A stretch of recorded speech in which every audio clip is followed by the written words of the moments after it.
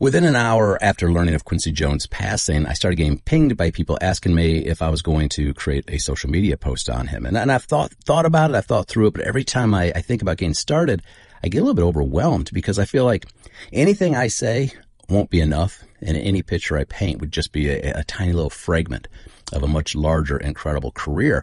But what has happened is it's continued to help me kind of think through a growing narrative that's been forming in my head over the last few years. Is we've been losing some just incredibly iconic people from the music industry. And on one hand, you could say, well, Dean, that's just the way it works. Every generation goes through it.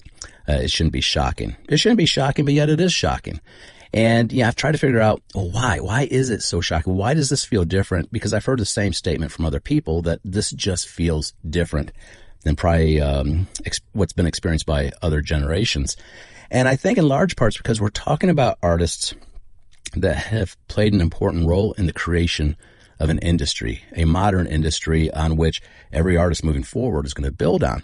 And it's the same generation that gets badmouthed a lot on social media. The whole, okay, boomer, the Gen Z, the millennials, they like to pick on the baby boomers. But the reality is the baby boomers have done something pretty incredible. They created the world which these younger generations get to benefit from.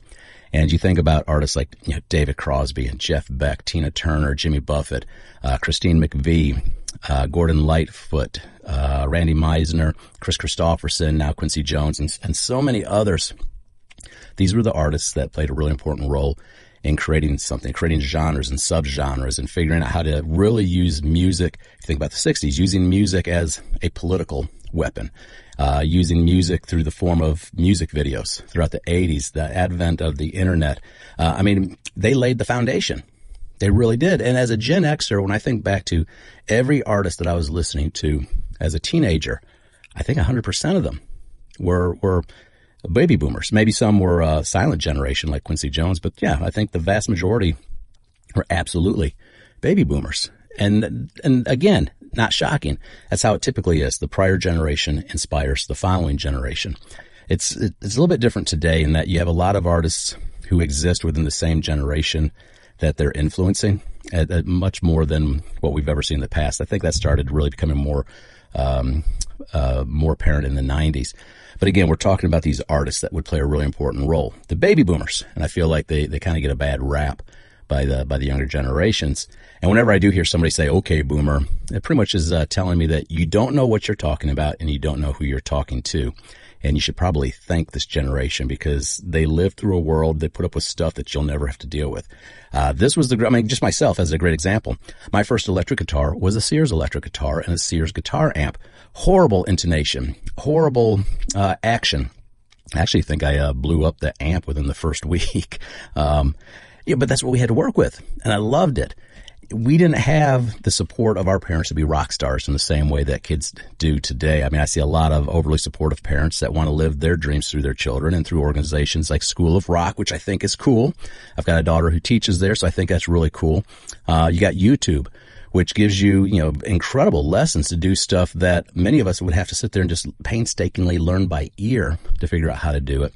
So it's just a different generation, and I'm not faulting the younger generations because they are benefiting in a different world. Just would like to see some more appreciation. And I think this is why it feels different. I think prior generations didn't have the same feeling of loss towards their artists because the artists and their music didn't play as significant of a very public role in the soundtracks of their lives in the same way that this group did. I think future generations may not have that same connection either because a lot of the bands are treated differently that are coming out now. You've got a growing use of artificial intelligence within music, so there is no human really there to get connected with in some cases. And I think we're just going to see the greater proliferation of that. I think this is a very special time period with a very special group of artists that we need to take a moment and reflect on and really appreciate what they have done for us. Another great example, when I was a kid, 40 was over the hill. 50 was old.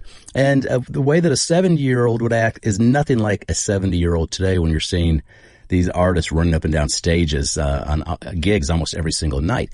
This generation redefined what it means to grow old. They redefined what it means to be a rock star. Rock doesn't exist for just the young now. You can be a rock star and write lyrics that are relevant to people in their 50s, 60s, 70s. They really helped carry all this forward. So yes, every time we lose an artist, I do think it's significant. I think it's special. And I think there's a very good reason why so many of us, while you could say it shouldn't be shocking, it is shocking. So the next time you see a baby boomer artist, say thank you, because they laid the foundation for a world that you get to benefit from.